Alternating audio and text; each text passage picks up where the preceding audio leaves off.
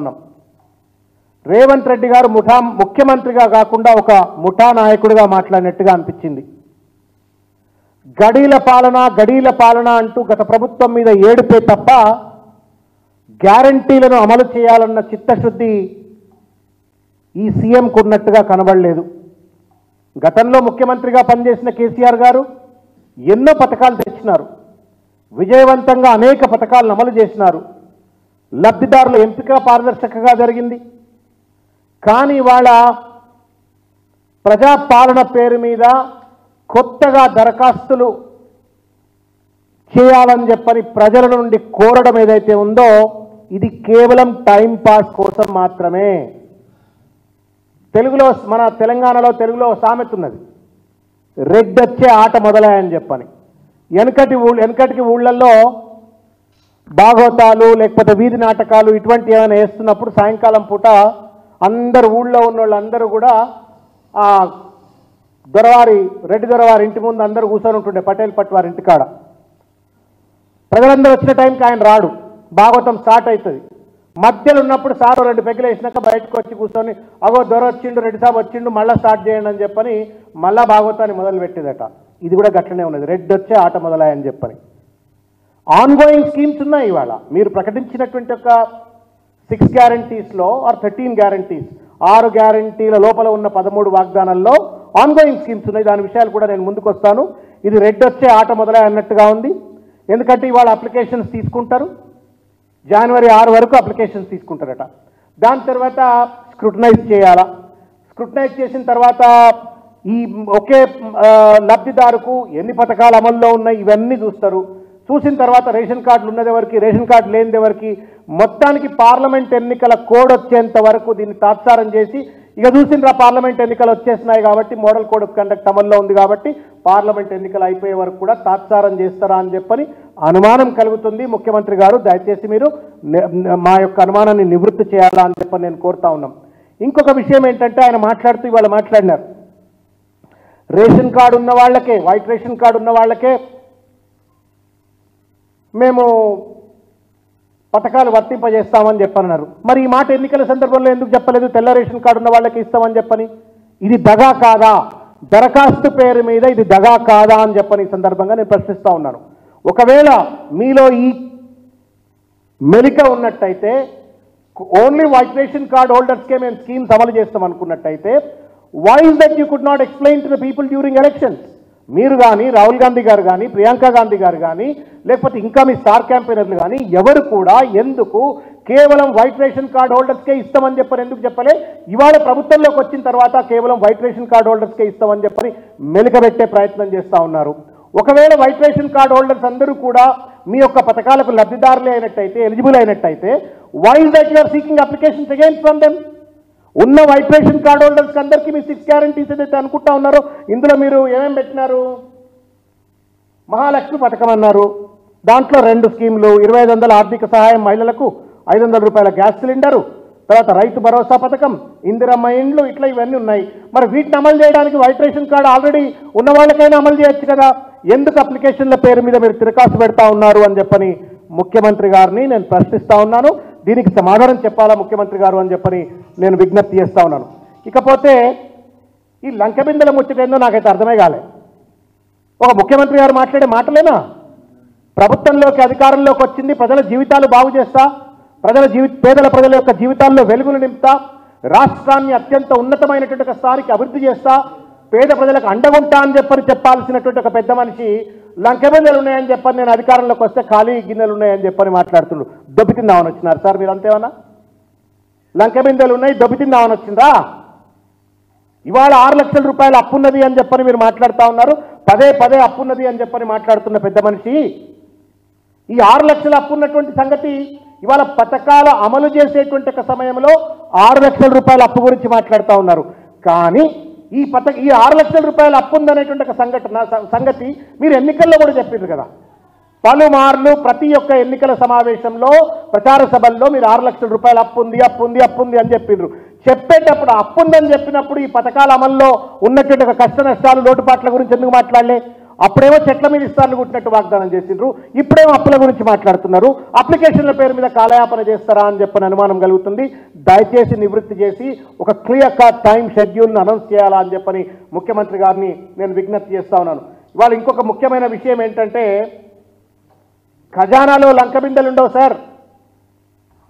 మీ ఇండ్లలో ఉంటుండొచ్చు, పెద్ద పెద్ద బడాబాబులు, పటేళ్లు, పట్వారీలు, దొరల ఇళ్లలో ఉంటే లంకబిందెలు ఉంటుండొచ్చు.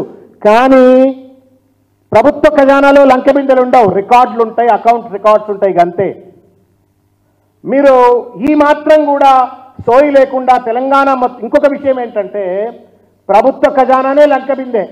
లంకబిందె అంటే అందులో బంగారాలు, గొలుసులు లేకపోతే ఇంకేదో ఉండదు. ఇవాళ తెలంగాణ అంతా కూడా లంకబిందే. ఎందుకంటే కేసీఆర్ గారు 60,000 కోట్ల రూపాయలు ఉన్నట్టు ఒక బడ్జెట్ రాష్ట్రాన్ని 3,50,000 కోట్ల రూపాయలకు బడ్జెట్ను పెంచి వాళ్ళ తలసరి ఆదాయాన్ని పెంచి వ్యవసాయ ఉత్పత్తుల్లో నెంబర్ 1 స్థానంలో ఉంచి తెలంగాణనే ఇవాళ లంకబిందెగా తయారు చేసినారు.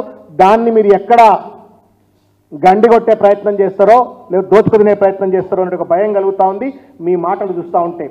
ఇకపోతే బాధ కలిగించే అంశం ఏంటంటే, అసెంబ్లీలో శ్వేతపత్రాలు ప్రవేశపెట్టినరు, అబాసు పాలైనరు. ఆఖరికి మళ్ళీ ఢిల్లీకి పోయి కూడా ప్రధానమంత్రి దగ్గరికి వెళ్ళి కూడా ఇవే మాటలు మాట్లాడి తెలంగాణ పరువును, ప్రతిష్టను ఢిల్లీ నడివీధుల్లో కూడా దిగజార్చేట ఒక ప్రయత్నం చేసినారు. దీనిపై తప్పనిసరిగా ఇటువంటి ఒక వ్యవహార శైలిని మీరు మార్చుకోవాలని చెప్పని ఈ సందర్భంగా నేను కోరుతా ఉన్నాను. ఇకపోతే ఈ దరఖాస్తులు ఎందుకు అడుగుతా ఉన్నారు మీరు? నేను సూటిగా అడుగుతా ఉన్నాను ముఖ్యమంత్రి గారు. రైతు బంధు పథకాన్ని ఎన్నికల కోడ్ ఉందని చెప్పని ఇవాళ మంత్రివర్గంలో ఉన్నటువంటి ఒక పెద్దలందరూ పోయి ఢిల్లీకి వెళ్ళి సెంట్రల్ ఎలక్షన్ కమిషన్ ఇండియా వాళ్ళకు అప్లికేషన్లు ఇచ్చి రైతు బంధును ఆపిచ్చినారు. ఆఖరికి ఎన్నికల సమయంలో కూడా రైతు బంధుకు గండి కొట్టేటువంటి ఒక ప్రయత్నం చేసినారు మీరు. రైతు బంధు గండి కొట్టేటప్పుడు ఏం చేసినారు మీరు?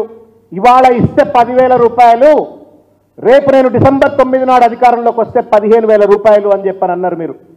నేనేమో అల్లావుద్దీన్ అద్భుత దీపం మీ చేతిలో ఉంది, ఆగమాగం అయిపోయి మొత్తం అన్నీ కూడా మీరు అమలు చేసేస్తారు, మొత్తం మీరు చెప్పిన మాటలన్నీ కూడా అమలు చేస్తారని నేను అనుకోవట్లేదు. కానీ మీ మాటలకు చేతలకు పొంతన లేదు ముఖ్యమంత్రి గారు. మీ మాటలకు చేతలకు పొంతన లేదు.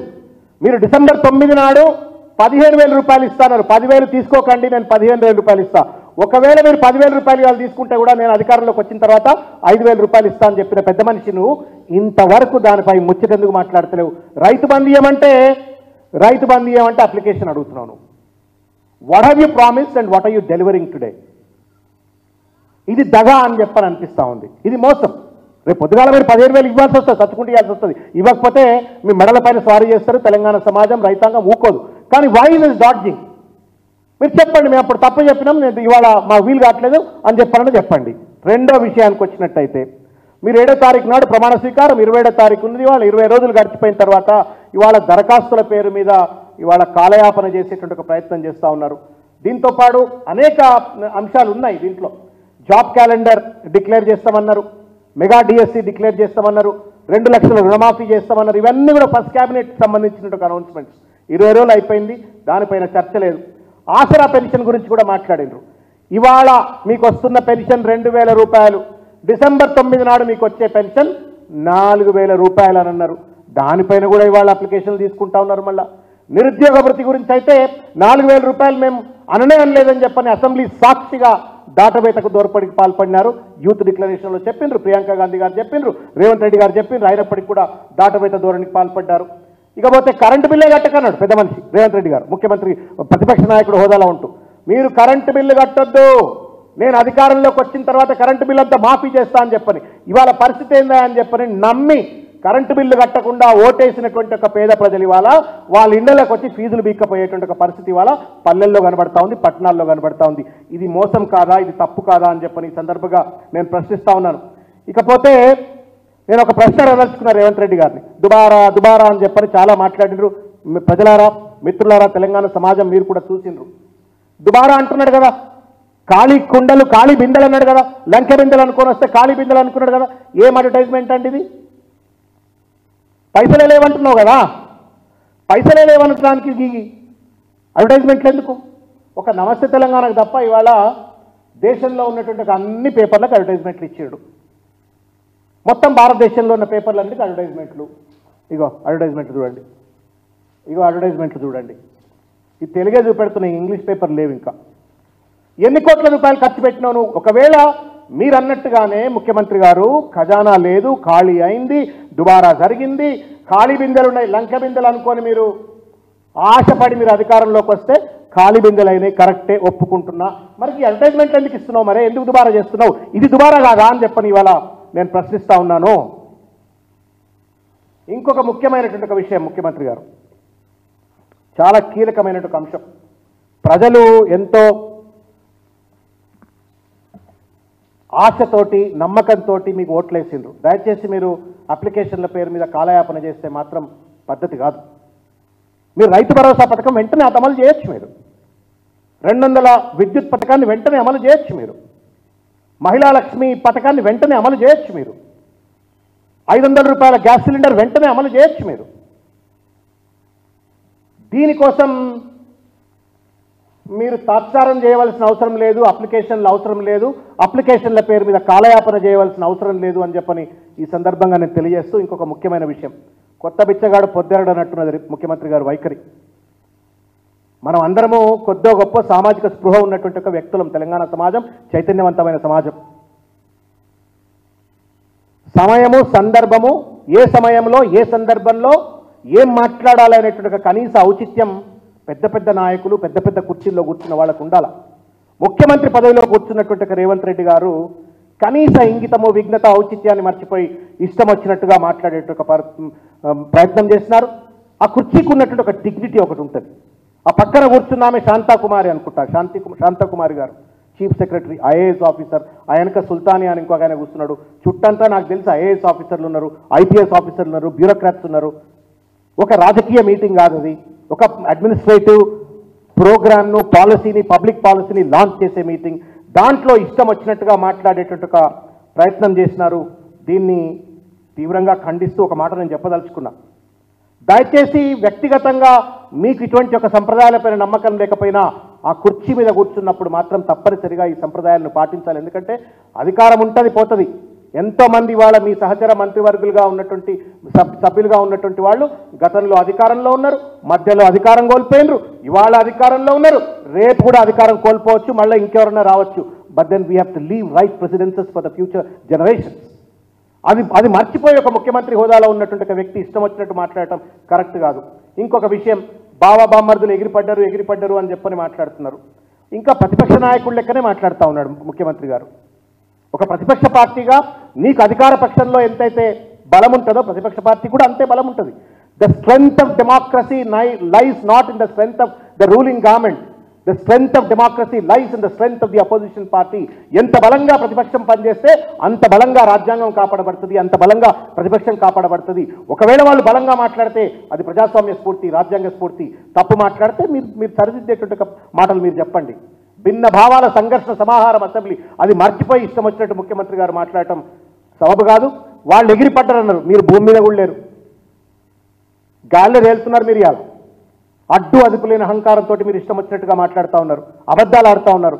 ఇదే హరీష్ రావు గారు కదా, మేము అసెంబ్లీ సాక్షిగా పీపీటీ చేస్తాం, లెక్కలతో మేము సృష్టించిన ఆస్తులకు సంబంధించిన లెక్కలన్నీ మేము చెప్తామనంటే మీరు పవర్ పాయింట్ ప్రజెంటేషన్స్కు పర్మిషన్ ఇవ్వకపోతే తర్వాత కేటీఆర్ గారు తెలంగాణ భవన్లో చేస్తే మీ ఇంటికాడ పోయేదో తమాషా చేసిండ్రు అసెంబ్లీలో మాట్లాడకుండా అని చెప్పని దాన్ని కూడా ఎకసెక్కాలాడే ప్రయత్నం చేయటం న్యాయమా ముఖ్యమంత్రి గారు? ఇంకొక విషయం, వారు చేసిన ప్రజెంటేషన్ పార్టీ కార్యాలయంలో, మీకంటే గాంధీ భవన్లో ప్రెస్ మీట్లు పెట్టే అలవాటు లేదు. మీ ఇంట్లో ప్రెస్ మీట్, మీ ఇల్లే పార్టీ ఆఫీస్ కాబట్టి మీకు అలవాట్లేదు. కానీ పార్టీ కార్యాలయంలో ప్రజలకు సంబంధించిన అంశాన్ని పవర్ పాయింట్ ప్రజెంటేషన్ చేస్తే కూడా దాన్ని కూడా తూలనాడేటువంటి ఒక పరిస్థితి సబబు కాదు అని చెప్పని ఈ సందర్భంగా నేను తెలియజేస్తా ఉన్నాను. ఇంకొక విషయం ఏంటంటే మేనేజ్మెంట్ కోటా అని చెప్పని మాట్లాడుతున్నారు. మీది పేమెంట్ కోటా సార్, ఎట్లా చెప్పిండ్రు గారు కేటీఆర్ గారు బడ చెప్పిండ్రు, మీది పేమెంట్ కోటా. ఈ మాట మేము అనలా. ఇవాళకి కూడా కోమటిరెడ్డి వెంకటరెడ్డి గారు మీరు కోట్ల రూపాయలు ఖర్చు పెట్టి ఢిల్లీలో పీసీసీ అధ్యక్ష పదవి కొనుక్కొచ్చుకున్నారు అని చెప్పని కోమటిరెడ్డి వెంకటరెడ్డి గారు అన్నారు. దాన్ని ఇంతవరకు ఆయన విడ్రా చేసుకోలే, ఖండించాల. మీ సహచర మంత్రివర్గ సభ్యుడు, మీ మాజీ పీసీసీ అధ్యక్షుడు వి హనుమంతరావు గారు కూడా చెప్పిండ్రు మీరు సీట్లు కొనుక్కొచ్చుకున్నారని చెప్పని. మీరు వచ్చేసి మేనేజ్మెంట్ కోటా అని మాట్లాడతారు, మీది పేమెంట్ కోటా అనేటువంటి ఒక సంగతిని నేను గుర్తు చేస్తా ఉన్నాను. ఇంకొక విషయం ఏంటంటే దురదృష్టం, బాధ కలిగించింది, 4th pillar of democracy me media మిత్రులు. గతంలో కేసీఆర్ గారు ఎప్పుడో పెద్ద మనిషి, తెలంగాణ సాధించిన పెద్ద మనిషి, ఉద్యమ నాయకుడు, 70 సంవత్సరాల వయసు ఉన్నటువంటి ఒక గౌరవనీయ స్థానంలో కూర్చున్నటువంటి ఒక పెద్ద మనిషి ఎప్పుడన్నా జర్నలిస్ట్ని ఏదన్నా కొంచెం ఏదన్నా గొంతెత్తి మాట్లాడితే ఇక చూసినావా ఇట్లా మాట్లాడినరు అట్లా మాట్లాడినాడు. మీ భాష ఏంది ముఖ్యమంత్రి గారు? అరే నాయన అంటారు, రారా పోరా కొడతారు మీరు జర్నలిస్టులను. మీరేమో రారా పోరా కొట్టచ్చు, అరే నాయన అనొచ్చు, ఇష్టం వచ్చినట్టు మీరు మాట్లాడచ్చు. గమ్మత్ ఏంటంటే నేను స్వేచ్ఛని ఇస్తా, మీరు దుర్వినియోగపరచుకోవద్దు అని అనుకుంటూనే అరే పోరే కొడుతుంటారు, రారా పోరా కొడుతుంటారు, అరే నాయన అంటుంటారు. మరి ఇది సంస్కారవంతమైన భాష? ఇది దొరరికం కాదా రేవంత్ రెడ్డి గారు? ఇది ఒక జర్నలిస్ట్ను, 4th పిల్లర్ ఆఫ్ డెమోక్రసీని, నా దృష్టిలో వాళ్ళు సోషల్ వారియర్స్, సోషల్ సోల్జర్స్, వాళ్ళని పట్టుకొని నువ్వు రారా పోరా నాయన అని చెప్పి నువ్వు ఎట్లా అరే నాయన ఎట్లా మాట్లాడతారు, అరే పోరా ఎట్లా కొడతారు మీరు? ఇది మీ హోదాకు తగ్గదు అని చెప్పని కూడా ఈ సందర్భంగా నేను గుర్తు చేస్తా ఉన్నాను. ఇకపోతే ముఖ్యమైన అంశం మిత్రులారా, సెక్రటేరియట్ బిల్డింగ్ గురించి, ప్రగతి భవన్ బిల్డింగ్ గురించి ఇష్టం వచ్చినట్టు మాట్లాడుతూ ఉన్నారు. నేను అడుగుతా ఉన్నాను ముఖ్యమంత్రి గారిని, వాళ్ళ ఇది ఆన్ రికార్డ్ భారత రాష్ట్ర సమితి అధికారికంగా డిమాండ్ చేస్తున్నటువంటిది. నిజంగానే ముఖ్యమంత్రి రేవంత్ రెడ్డి గారికి సెక్రటేరియట్ అనేటువంటిది ఒక దుబారా ఖర్చు అయినట్టయితే, party stands with you, BRS party stands with you, ఈ సెక్రటేరియట్ను వెంటనే అత్యంత ప్రతిష్టాత్మకమైనటువంటి నగర నడిబొడ్డున డాక్టర్ బిఆర్ అంబేద్కర్ హాస్పిటల్గా మార్చండి. ముఖ్యమంత్రి గారు ఒకవేళ దుబారా ఖర్చు మీకు అనిపించినట్టయితే, ఆ బిల్డింగ్ కనుక సెక్రటేరియట్కు ఉపయోగపడదు, అవసరం లేదు అనుకున్నట్టయితే, అది కనుక మనకు ఏమాత్రం కూడా ఉపయోగపడదు అనుకున్నట్టయితే, అది తెలంగాణ ప్రతిష్టకు వ్యతిరేకం అనుకున్నట్టయితే, దాన్ని డాక్టర్ బిఆర్ అంబేద్కర్ హాస్పిటల్గా మార్చండి, ఆసుపత్రిగా మార్చండి. The largest hospital in the country అవుతుంది, మార్చి పడేయండి. We have no objection. కులుకుతా ఉన్నారు మీరు అందులో కూర్చొని. మరో పక్కనేమో మీరు ఇవాళ అది అడ్డమైన ఖర్చు అని చెప్పని మీరు ఇవాళ మాట్లాడే ప్రయత్నం చేస్తాం. Please convert it. It's an open challenge. మీరు నిజంగానే మాట్లాడే మాటల్లో కనుక సహేతుకత ఉంటే, విశ్వాసం ఉంటే, నమ్మకం ఉంటే, అది నిజమైతే దాన్ని డాక్టర్ బిఆర్ అంబేద్కర్ హాస్పిటల్గా మార్చండి. ప్రగతి భవన్ గురించి మీరే ఎన్నికకు పోయింది కదా, నాకు బాగా గుర్తు. 2018 ఎన్నికలకు ముందు నేను కూడా ఉన్న అక్కడనే. ఉత్తమ్ కుమార్ రెడ్డి గారు, పొన్నం ప్రభాకర్ గారు వీళ్ళందరూ కూడా అన్నారు ప్రగతి భవన్ను మేము హాస్పిటల్గా మారుస్తామని చెప్పని. ఇవాళ మీరు సెక్రటేరియట్ను హాస్పిటల్గా మార్చండి, ప్రగతి భవన్ను ఒక ఇంటిగ్రేటెడ్ ఎడ్యుకేషన్ ఇన్స్టిట్యూషనో లేకపోతే ఆర్ఫనేజ్గా మార్చండి, నో ప్రాబ్లం. మీకు ఇష్టం లేకపోతే ఆర్ఫనేజ్ మార్చండి. ఒకవేళ అది నిరర్ధకమైనట్టయితే, దుబారా అయినట్టయితే, convert that into an orphanage, అనాథ బిడ్డలందరూ కూడా ఉండేందుకు అవకాశం ఉంటుంది, మార్చిపడేయండి. కానీ మీరు జల్సాలు చేయొచ్చు, దావత్లు చేసుకోవచ్చు, ఆ బిల్డింగ్లలో ఉండొచ్చు, కానీ మీరు మాత్రం మళ్ళా దుబారా అని చెప్పని మాట్లాడతారు. మీరు మాట్లాడేది నిజంగానే నిజమైతే, దుబారా అయినట్టయితే, please convert them into social infrastructure. ఒకటి హాస్పిటల్ చేయండి, ఒకటి ఇంకోటి చేయండి. ఇంకా దుబారా గురించి నేను కార్లు కొనుక్కోలేదని మాట్లాడుతూ ఉండు. ఆ 27 కార్లు ముచ్చట దేవుడెరుగు, అదేమో దొంగలు కొనుక్కున్నట్టుగా మాట్లాడుతూ ఉన్నాడు ఆయన. Convert them into ambulances. ఆ 27ను రీమోడలింగ్ చేసేసి 27 మంచి అల్ట్రా మోడర్న్ అంబులెన్సెస్గా మార్చిపడి నేనే వాడుకుంటాను మాట్లాడుతూ ఉన్నాడు. మళ్ళీ ఇదేం పట్టగాల్చి మీదేసే రాజకీయాలండి, నాకు అర్థం కాదు. ఇంకోటి, ఒక పక్కన మీ ఇల్లేమో పక్కకే ఉంటుంది, పక్కన డాక్టర్ మర్రి చెన్నారెడ్డి మానవ వనరుల అభివృద్ధి కోసం ఏర్పరిచినటువంటి ఒక ప్రాంగణంలో మీరు ఎకరాల కొద్దీ మీరు మళ్ళీ క్యాంప్ ఆఫీస్ కట్టుకుంటారు. ఆల్రెడీ క్యాంప్ ఆఫీస్ ఉంది కదా ప్రగతి భవన్ దగ్గర. లోపల బట్టి విక్రమార్క గారు ఇంట్లో ఉంటే బయట 2 బిల్డింగ్లు ఉన్నాయి. Make use of them as a CM camp office. Why do need another acres of land and then construct another building there? అది దుబారా కాదా? ఇదొక ప్రశ్న. తర్వాత కేటీఆర్ గారు ఏదో పాపం ఎవరో ఒక మహిళ అక్కడికి పోయి అక్కడ న్యాయం జరగకపోతే తెలంగాణ భవన్ ఏదో దేవులాడుకుంటాం వస్తే ఆమెకు ఏదో న్యాయం చేస్తే 1,00,000 కోట్లు తిన్నారు, 99,999 కోట్లు అది కూడా గక్కిస్తామని చెప్పని మాట్లాడుతున్నారు. నేను సూటిగా కొన్ని ప్రశ్నలు అడగదలుచుకున్నా. ప్రజలకు రక్తపు కూడు తింటున్నారు అని చెప్పని మాట్లాడినరు. ఒక పెయింటర్గా ఉన్నటువంటి ఒక పెద్ద మనిషి, ఒక ప్రామినెంట్ పొలిటీషియన్గా ఎట్లా మారినరో, ఎట్లా ఇన్ని వేల కోట్ల రూపాయలు సంపాదించినరో, 100 కోట్ల విలువ చేసేటట్టు ఆస్తులు ఎట్లా సంపాదించినరో, బంగ్లాలు ఎట్లా కట్టినరో, ఇవి కూడా తెలంగాణ సమాజం అడుగుతుంది కదా సార్. మీరు ఇట్లా ఏళ్ళు చూపితే 4 మీ వైపు కూడా చూడపో చెప్పండి. మీరు ఒక ordinary graduate and you have been a professional painter, worked in a printing press. Today you are a prominent politician of the country and the richest politician of the state. ఎట్లా వచ్చినాయండి డబ్బులన్నీ? నేను ఒక్క ప్రశ్న అడగదలుచుకున్నాను. నేను రేవంత్ రెడ్డి గారు, మీరు ఇలా రక్తపోడు తిన్నారు అని అన్నారు కాబట్టి నేను ఇవి అడుగుతున్నాను. నేను కూడా ఇది రేవంత్ రెడ్డి గారి అఫిడవిట్, ఎలక్షన్ అఫిడవిట్, ముఖ్యమంత్రిగా వారు ఇచ్చినటువంటి అఫిడవిట్. 8,62,33,567 రూపాయలు ఆయన ఆస్తి. 8,62,33,567 కోట్లు. వారి ధర్మపత్ని వారిది 15,02,67,225. సరే, వారి కూతురుది ఉంది, నేను I don't get into that. వారికి ఉన్న అప్పు 86,000 కోట్లు, 26,000 లక్షలు. ఇంకా సతీమణి గారికి ఉన్నటువంటి అప్పు 44 లక్షలు. ఇది 8 కోట్లు. అంటే మొత్తం కలిపితే ఎంత మనకు? ఒక 24 కోట్ల ఆస్తి. 24 కోట్ల ఆస్తి. ఇది అఫీషియల్గా చూపెట్టింది. ఇక లెక్కలు లేని పత్రాలు, ఆ జూబ్లీ హిల్స్లో భూములు, కోఆపరేటివ్ సొసైటీలో ఆఫీసులు, ఇవి నేను వెనక్కి మాడతలేను. లోపలికి వస్తే మళ్ళీ కొద్దిగా చూసిన, ఇన్ని ఆస్తుందిగా, ఇన్ని కోట్ల ఆస్తుందిగా, ఇన్కమ్ ట్యాక్స్ ఎంత కడతారు అంటే, వారి ఇన్కమ్ ట్యాక్స్ 22-23 కట్టిన ఇన్కమ్ ట్యాక్స్ 13,76,000 రూపాయలు 760. అంటే సంవత్సరం నెలకు 1,00,000 రూపాయలు. నెలకు 1,00,000 రూపాయలు సంపాదన ఉన్న వాళ్ళకు ఇన్ని కోట్ల ఆస్తుంటే, సంపాదించగలిగే కెపాసిటీ ఉంటే, తెలివితేటలు ఉంటే, నేను ముఖ్యమంత్రి గారికి విజ్ఞప్తి చేస్తా ఉన్నా. అనేక లక్షలాది మంది పేదింటి బిడ్డలు, బడుగు బలహీన వర్గాలకు చెందిన బిడ్డలు, చదువుకున్న వాళ్ళు ఉన్నారు, గ్రాడ్యుయేట్లు, పోస్ట్ గ్రాడ్యుయేట్లు ఉన్నారు, యూనివర్సిటీలో ఉన్నారు. వాళ్ళకు కూడా మీ తెలుగులు నేర్పండి. నేను కూడా వస్తా, పలకబల్పం పట్టుకొని వస్తాను మీ దగ్గరికి. ఎట్లా నెలకు 1,00,000 రూపాయల ఆదాయం ఉంటే కోట్ల రూపాయల సంపాదన ఎట్లా సంపాదించచ్చో నేర్పండి. మేము కూడా నేర్చుకుంటాం. మీ విఘ్నత నిరుద్యోగ బిడ్డలకు, బడుగు బలహీన వర్గాల బిడ్డలకు అందరికీ కూడా నేర్పండి. మేము కూడా నేర్చుకుంటాం. నేర్చుకొని మేము కూడా కోటీశ్వరులమైతాం. ఉట్టిగా మాటలు మాట్లాడటం కాదు. ఇవాళ మీ పైన ఒక బాధ్యత ఉన్నది. తెలంగాణను ఇంకా కూడా అభివృద్ధి చేయవలసిన బాధ్యత ఉన్నది. ఇచ్చిన వాగ్దానాలను సకాలంగా అమలు చేయవలసిన ఒక బాధ్యత ఉన్నది. ఇవాళ షాడో టీం గురించి మాట్లాడారు. మీకు తెలియకపోవచ్చు, ముఖ్యమంత్రి గారు 2016-17 కాలంలో కాంగ్రెస్ ప్రతిపక్ష పార్టీగా ఉన్నప్పుడు కూడా షాడో టీం వేసినాం. ఇదే స్పీకర్గా పనిచేసినట్టు సురేష్ రెడ్డి గారు దానికి చైర్మన్. ఇవాళ మీ పార్టీలో ఉన్న రాజగోపాల్ రెడ్డి గారు, శ్రవణ్ కుమార్ రెడ్డి, ఇంకా చాలామంది మీ కీలక నాయకులందరం కలిసి ఒక షాడో క్యాబినెట్ అని పెట్టుకున్నాం. ఎందుకు అంటే ప్రతిపక్ష పార్టీకి వాచ్ డాగ్, ప్రభుత్వాన్ని నిరంతరంగా ఒక వాచ్ డాగ్ లెక్క వాచ్ చేయడానికి, ప్రజలకు అనుగుణంగా ప్రజల యొక్క గొంతుకగా ఉండి ప్రజా సమస్యలను లేవనెత్తడం కోసం ఒక వాచ్ డాగ్గా పనిచేస్తుంది. ఈ సోయి లేకుండా దాన్ని కూడా క్రిటిసైజ్ చేసే ఒక ప్రయత్నం చేయడం సబబు కాదు అని చెప్పని ఈ సందర్భంగా నేను తెలియజేస్తూ, దయచేసి మీరు రాజకీయాలకు వేదికగా మీరు ముఖ్యమంత్రి కార్యాలయాన్ని, ముఖ్యమంత్రి సచివాలయాన్ని దయచేసి వాడుకోకండి. మీరు ఇచ్చిన వాగ్దానాలను అమలు చేయండి. ఆ అమలుకి ఏం సహాయ సహకారాలు కావాలన్నా పార్టీ నిరంతరంగా మీకు అండగా ఉంటుంది, మీకు సహాయకారిగా ఉంటుంది. కానీ మీరు ఇష్టం వచ్చినట్టు మాట్లాడితే మాత్రం మిమ్మల్ని కూడా మేము ఎక్కడికక్కడ తూర్పారగడతాం. Thank you.